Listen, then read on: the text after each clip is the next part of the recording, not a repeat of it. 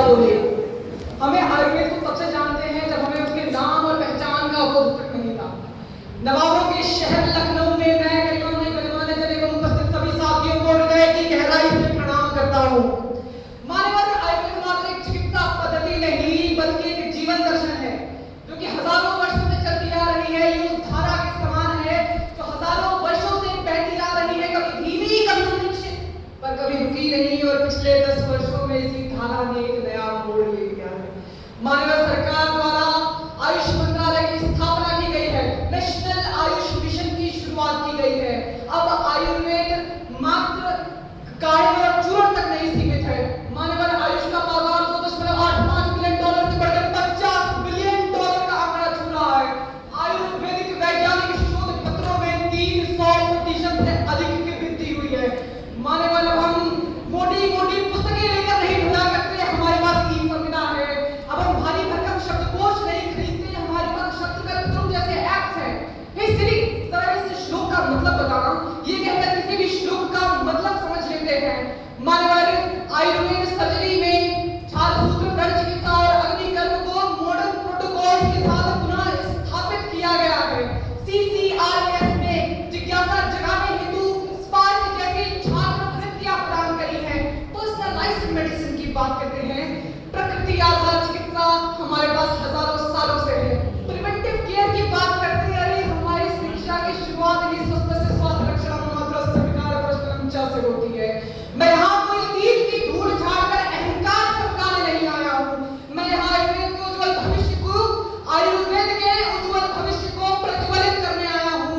महर्षि सुश्रुत ने कहा था केवल शास्त्राज्ञो कर्मसु प्रतिनिधिष्ठिता, यानी कि सिर्फ शास्त्र पढ़ने से काम नहीं होगा, प्रैक्टिकल ज्ञान भी होना चाहिए। क्लास में बता दिया गया कि बात की नाड़ी जलूके के समान चलती है, पर उस जलूके की रेंगन क्या हम कभी क्लास में समझ सकते हैं? उत्तर आता है नहीं। ये हम समझते हैं नॉन लेक्चर आवर में, जब हम नाड़ी को थामते हैं। मानव क्लास में बता दिया गया कि ज्वर में शरीर कपने लगता है, कि मात्र एक शुष्क तथ्य बनकर रह जाता है, पर इसका हमें बोध होता है अर्ली क्लिनिकल एक्सपोजर के माध्यम से। जब हम मरीज को स्पर्श करते हैं हमें समझ में आता है कि बात सिर्फ तपन की नहीं है, बात ज्वर में रूक्ष तपन और कम ज्वर में चिपचिपी तपन में अंतर क्या है। लोग कहते हैं आयुर्वेद प्राचीन है, मैं कहता हूँ आयुर्वेद शाश्वत है, और शाश्वत वो होता है जो समय के साथ खुद को बेहतर करता चले, जिसका हमें मौका मिलता है इलेक्टिव से, जो हमें सुविधाओं के साथ साथ medical photography, forensic nursing, auto और आयुर्वेद जैसे विषयों से अवगत कराता है। मैं एक आयुर्वेद देख रहा हूँ, एक नया आयुर्वेद, एक सशक्त आयुर्वेद, शक्तिमान आयुर्वेद जो निश्चित होगा, जिसके पास स्टैंडर्डाइज्ड प्रोटोकॉल होंगे। यह औषधि इस समय इस उपचार में इतने दिन इतने समय काम करेगी, यह सब कुछ पूरी तरह से निश्चित होगा। औषधि कहाँ बनी, कहाँ कटी, कहाँ उगाई गई, ये सब कुछ एक QR कोड के माध्यम से मरीज के फोन में होगा। आयुर्वेद सिर्फ क्रोनिक रोगों में नहीं बल्कि इमरजेंसी में भी उतना ही कारगर होगा।